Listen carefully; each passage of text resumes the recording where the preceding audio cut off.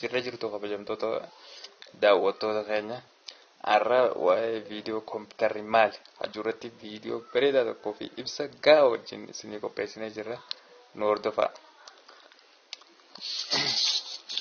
Tokkoffaarratti kompiitarri maali? Kompiitarri jechuun maal jechuudha? Hajuurratti waan qopheeffannee qabna. Kompiitara jechuun meeshaalee meeshaalee elektirooniksii keessaa isa tokko kan ta'e.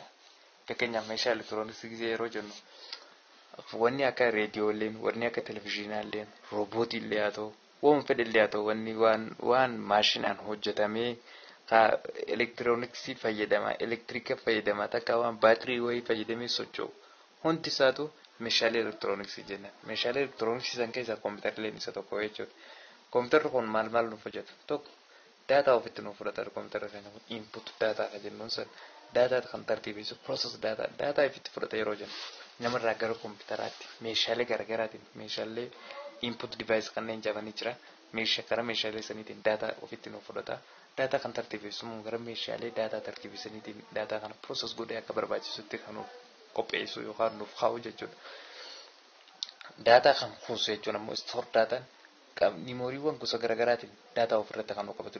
Fakkeenyaaf baay'ee kompiitarri keenya niimoorii gosa lama qaba. Primary storage and secondary storage kanneen jedhaman jiranii. Niimoorii yeroof haa ta'u, yeroo dheeraafillee haa ta'u, daatuma wayii tokko irratti qabatanii kan nu turan jechuudha.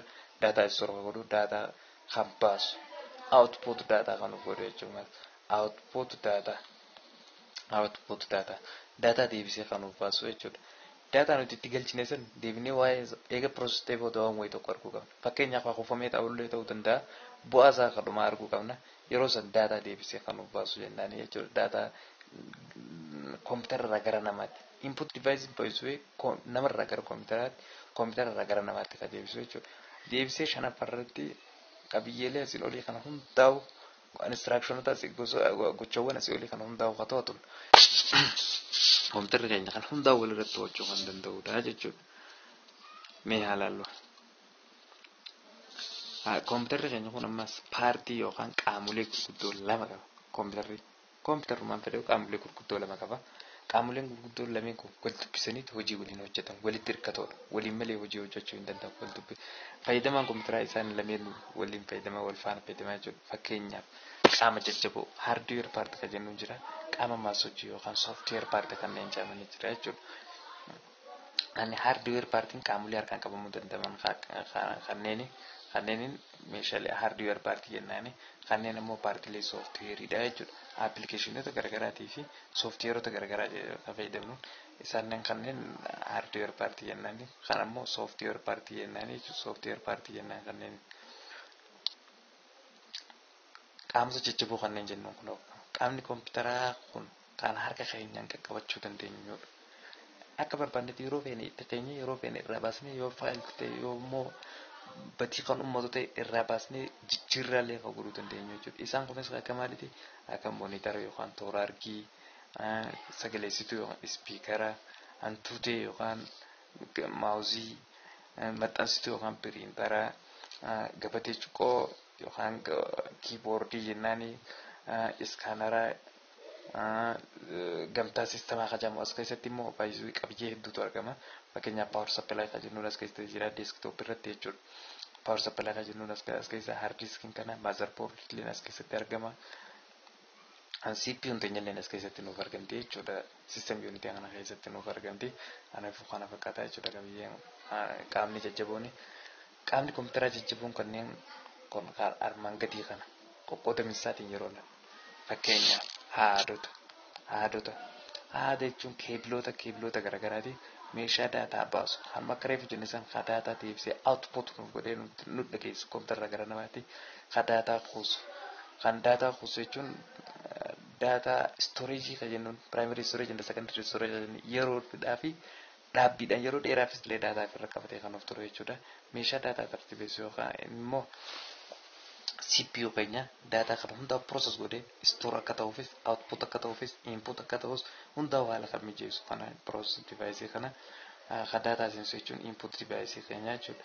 Sanirraa meeshaa networkii meeshaalee networkiidhaaf kan nu gargaaran meeshaalee neetworkiidhaa gosa hedduutu jira. Raawutar, hub, switch, bridge, NIC, network interface card kan jennuun hedduudha jira. Qaamni jajjaboon waliigalatti kana fakkaata. Qaamni jajjaboon kompiitara keenyaa kana kanneen qabudha jechuudha. Meeshaa daataa seessisuu jennu input device. Input device eenyufaadha? Tokko light pen jennaani mausiidha yookaan hantuutee web kaameraan jira. Kaameraan normaal kaameraan jira. Gabateen cuqqoodhaa jirti. Iskaanara qabna. Maayikiroofooniin jira. Iifooniin jira. Kaameraan footoo alarraa fuudhee gara kompiitaraatti nuuf galcha. Maayikiin kun ammoo sagalee fuudhee gara kompiitara keenyaatti galcha. Web kaameraa isaan lameen kun ammoo kaameraa footoo bifa garaagaraatiin fuudhanii gara kompiitara keenyaatti galchuudhaaf nu gargaarani. Kiiboordiin ammoo barreeffama gara kompiitara keenyaatti. Maawusiin bakka barbaanne filannee akka to'innuuf nu gargaara. Laayit peeniis akka tachi iskiriiniitti nu gargaara jechuudha. Jooyistookis akka maawusiitti sochoosuudhaaf nu gargaara. Iskaanariin kunis barreeffama yookaan bifa footootiin jiru bifa barreeffamaatiin akka kompiitara keenyaatti nuuf seenu godha jechuudha. Meeshaa daataa tartiibessu processor device. Data processor device kan jennuun daataan gara fedheenuu dhufee seenee duraan kompiitara keenya irratti store ta'ee jiraatee unka qabaatee akka barbaadamitti akka mul'atuuf kan nu godhu haala nu mijeessu CPU keenya kana CPU jechuun isa kana jechuudha. CPU kompiitara keenyaati kun.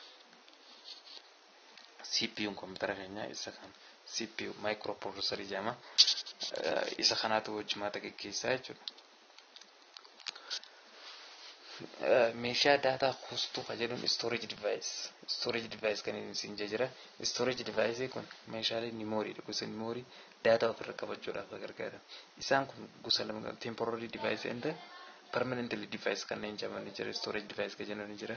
RAM fi ROM kun RAM fi ROM temporary dha. Temporary dha jechuudha isaan yeroodhaaf ofirra qabachuudhaaf nu gargaarani. Garjarri kun ammoo yeroo barbaannetti akka nuti tursiisuu barbaannutti daataa ofirra qabatanii isaan secondary storage jennaani qabatanii ofirra tursanii jechuudha kanneen kan yeroo dheeraa tursiisuu danda'ani. CD'n jira, ROM, RAM, hard disk, floppy drive, memory card, pen drive, tape kan jennuun hundi isaaniitu kanneen daataa nuuf kuusuudhaaf nu gargaaran qaama kompiitara keenyaati jechuudha. Kan daataa baasnu daataa output nuuf godhu. Kanneen daataa output nuuf godhan kanneen armaan gadiiti. Monitor sooftiweera keenya ittiin arguudhaaf nu gargaara. Barreeffama garaagaraatis ittiin dubbisuudhaaf nu gargaara jechuudha. Printerri immoo barreeffama kiiboordiidhaan galee print goonee hardi koppii irratti akka arginuuf nu gargaara. Ispiikarri sagalee duraan istoor ta'ee jiru haa ta'u sagalee maayikiidhaan seenus haa ta'u deebinee akka dhageenyaaf nu gargaaru ispiikara keenya kana. Heedfooniinis akkasuma gosa ispiikara keessaa isa tokko ta'ee gurra keenya irratti qofa akka dhaggeeffamu gargaaru.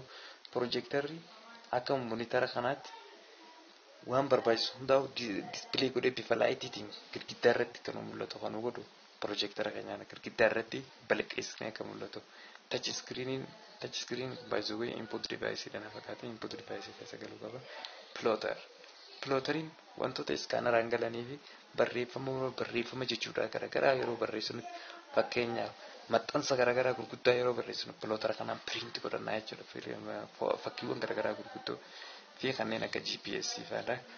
Kanneen meeshaa daataa baasu yookaan output device jennaani. Meeshaa neetworkii kanneen jennuun kanneen meeshaalee neetworkiidha. Repeateriin jira. Repeaterii qabna. Bridge fajaaman qabna. Switchiin jira. Raawuteriinis jira jechuudha. Kanneen hundi isaatu walitti qindaa'anii meeshaalee neetworkii ta'anii nu gargaaranii switchiiwwan garaagaraa ni jiranii hundaa bal'ina isaanii ilaallaa yeroo itti viidiyoo itti keebiloota. Keebiloonni kun gosa lamaatu jiran. Power keebiliin jira. Konnektaroonni jira. Konnektar kanneen jennuun kanneen kompiitara keenya keessatti system unity fi monitara wal qunnamsiisan jira. Kan amma VGA keebil jedhama. Kompiitara keenya monitara keenyaa fi system unity keenya wal qunnamsiisa. Kun ammoo sagalee akka wal qunnamsiisu nu gargaara. Kan ammoo kan piriintaraati. Power keebiliin jira. Power keebil jennan kanaan ammoo RJ45 keebil jennu keebila neetworkii jechuudha. Haaduma gosa fedhee haa ta'u konnektaraafis haa ta'u gara fedheen Aduun nuti tajaajilu hundi isaatu keebiloota jennaan isaan maal jala jiranii qaamota jajjaboo koompitara keenya jalatti ramadamanii jechuudha. Qaamota jajjaboo hardware paartiitti nu tajaajilanii qaamota maasojii yookaan koompitara qaamota maasojii koompitara yookaan sooftiweer paarti kajennuun kun jiran maasojii koompitara yookaan sooftiweer paarti kajennuun maasojii sistem sooftiweer kajennuun jira maasojii appilikeeshin sooftiweer kajennu jira maasojii afaan koompitara yookaan koompitara laanguweejii afaanota koompitara jiranii tokkoon isaa hin ilaalu maasojii sistem sooftiweer kajennuun Windows qabna bilbila keenya irratti Windows gosa hedduu jira Windows XP Windows 2000 Windows Vista Windows 8 Windows 10 Windows 12 illee amma latest ta'e yeroo dhiyoo ba'e Windows 7 jira Linux jira Mac jira Macis qabna kanneen system softwareidha bilbila keenya irratti Android illee jiraachuu danda'a Androidinis maasojii system software keessaa isa tokko jechuudha. Maasojii appilikeeshinaa kan jennuun maasojiileen sistemaa san eega fe'aman booda haalli mijatee fi ergasii deebi'anii hojii parpasii hojii tokko qofaaf kan hojjetu kan deebi'ee irratti nuuf fe'amu hojii tokko qofa hojjechuuf fakkeenyaaf Microsoft Word barreessuuf nu gargaara imeeliif Gmailiidhaaf kan nu gargaarudha akkasumas Google Drive YouTube PDF Reader kanneen akkana kan hundinuu application software jenii hojii parpasii tokko qofa qindaa'ee software hojjetamee jechuudha. Computer language kan jennuun afaanota koompitaraati. Afaanota koompitaraa kan instructionoota garaagaraatiin hojjetamu. Appilikeeshiniin fakkeenyaaf system softwarein kan ittiin hojjetamu deebii immoo application software illee kan itti hojjetamu. Kanneen akka maali? C++, Python, PL SQL, Program, Java, Perl, JavaScript, C Sharp, HTML, PHP maali kacam hundinuu computer language keessatti ramadamanii jechuudha.